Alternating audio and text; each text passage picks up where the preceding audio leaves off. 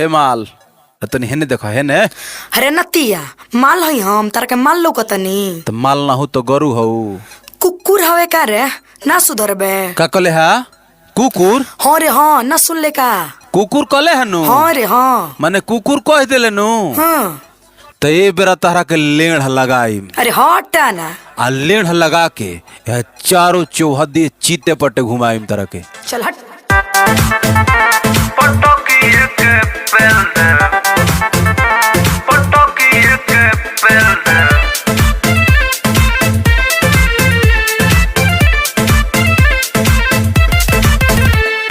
बात बात पर गाली देती है और नहीं कुछ देती है, छोड़ के अपना गांव जाने कहाँ कहाँ का लेती है।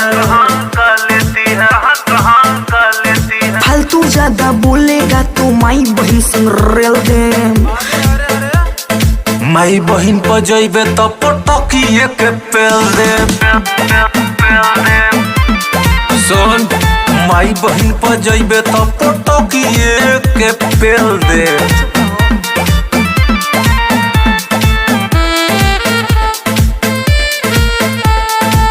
यूपी बिहार को समझती हूँ जीरो, लगता छछुंदर जैसे बनता है हीरो।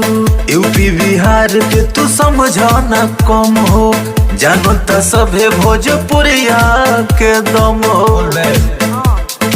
ना मनबे हूँ बंगालन हाई फाई गेम एगो खेल दे। गेम यदि खेलबे पटकिए के पेल दे। अरे गेम यदि खेलबे पटकिए के पेल दे।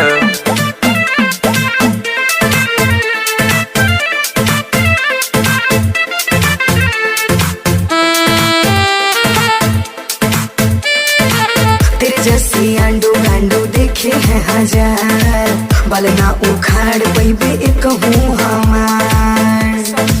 अरे बाल छोड़ और माल का बात है। छोटा मोटा साइज अभी मिलल बा तोरा, लगबे चिल्लाए जब जाई मोर लोरा। तोरा के खानदान समेत हम जेलवे में ठेल दे। जइबे जे खानदान पर पटकिए के पेल दे। जइबे जे खानदान पर पटकिए के पेल दे। गरियावल छोड़ दे आ न तो धा के कोड़ी दे।